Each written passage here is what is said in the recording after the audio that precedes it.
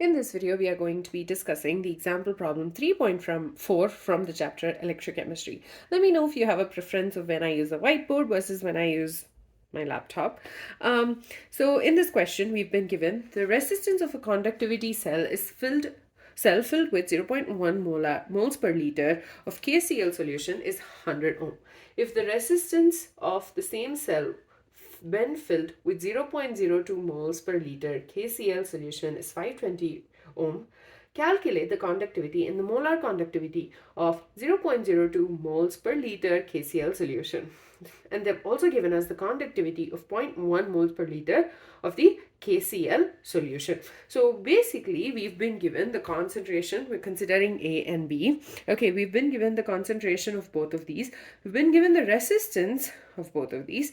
We have not been given the conductivity for B. That's what we need to calculate, and the molar conductivity. So first of all, the conductivity for an electrochemical cell would be the conductance of 1 centimeter cube of a solution of an electrolyte, whereas the molar conductivity will be the conductance of is the conducting power of the ions which are produced by 1 mole of the electrolyte in the solution. So we need to calculate both these things. Now, if you remember, conductivity is denoted by the letter kappa is equal to conductivity according to your textbooks. If you look at the previous page, you can see that conductivity equals to the cell constant divided by the resistance. Okay, now if you think about it, we've been given the value of conductivity and resistance. Okay, and remember over here it's saying that it's the same cell, so the exact same cell is being used, so their cell constants should be equal. Okay, so what we'll do is we will first calculate the cell constant. So the cell constant will be equal to conductivity into the resistance. And since we're using the exact same cell, B, the cell constant of B will also be equal to whatever we get for A.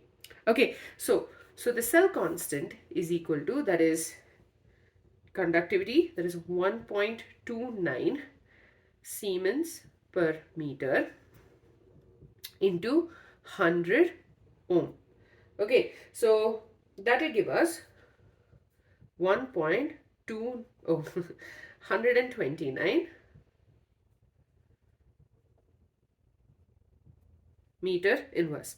So the reason we're cancelling Siemens and ohms is because one Siemens is equal to 1 ohm inverse. Okay, so you basically have ohm inverse into ohm, which can both get cancelled. So that's why we're cancelling the ohm and the Siemens, and you have 129 meter inverse. So the cell constant for this is equal to the cell constant for B because we are using the same cell. That's very important.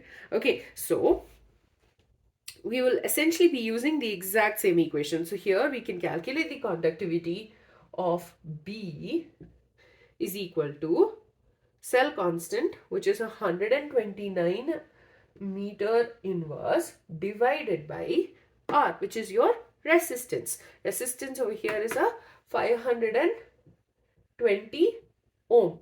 Okay, so you have 520 ohm, right? So, and again, remember 1 Siemens, 1 ohm inverse. You have ohm inverse. When we switch it to the numerator, it'll become Siemens meter inverse. Okay, so 129 divided by 520 is giving us 0.248 meter inverse, ohm inverse, which we can write it as 0.248 Siemens meter inverse. Okay, so this is going to be the conductivity of the solution of B, where we have 0.02 moles per liter of KCl.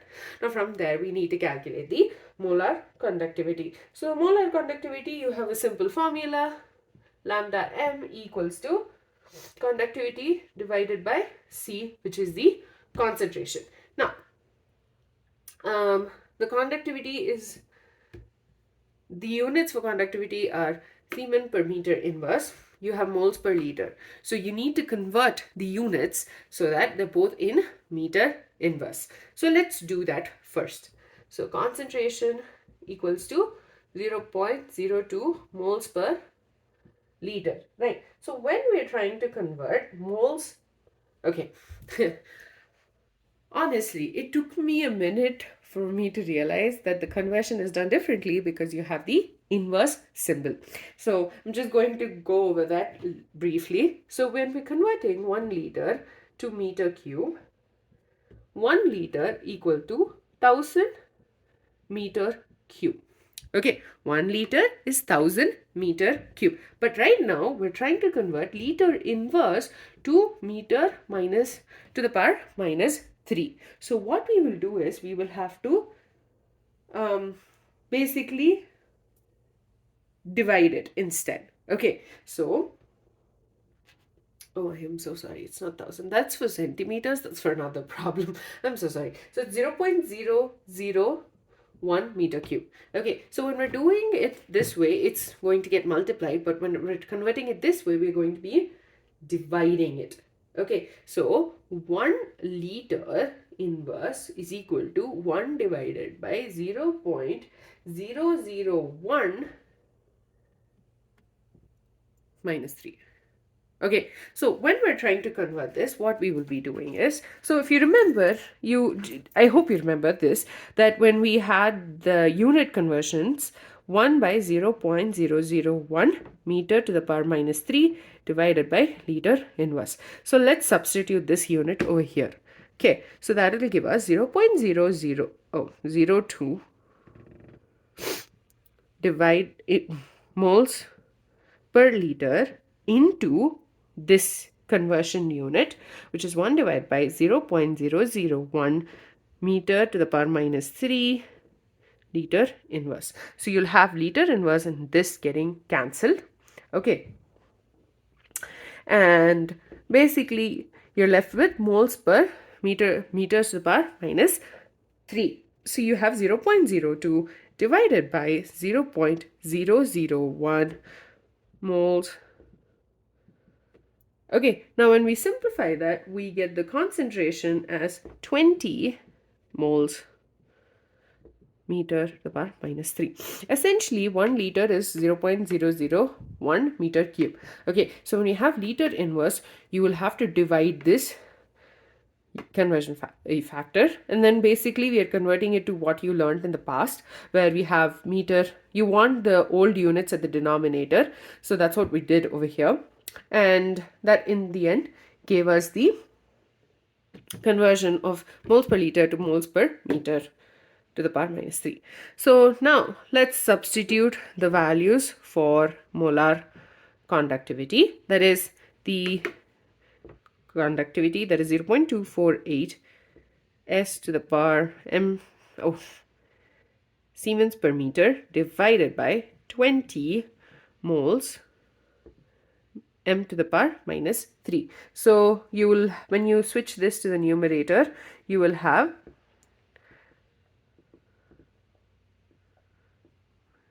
to the power 3 mole inverse. So this gets converted to 2. So you're going to be left with per mole. Okay, Siemens meter square per mole. And when we simplify this, you get the value of 0.0124 Siemens meter square per mole. Essentially, what we had to do for this particular question is just substitute all the values. Okay, we know the formula of the conductivity in relation to the cell constant. Okay, and then we also know the formula for molar conductivity. The only things you need to realize is the fact that the cell constant of A and B are equal, so you can just use the same thing because it's the same cell. So we are able to calculate the cell constant, and then we were able to use that to calculate the conductivity of B. And then we had to convert the concentration from moles per liter to moles per meter minus 3 to the power minus 3. And then we had to substitute it in the formula, and then we were able to get the answer. With that, we're done with this question. I hope all of that made sense. I know I'm not posting videos related to explanations. If you do have any questions, requests for explanations, or a specific question in your textbook that you're finding difficult, just let me know.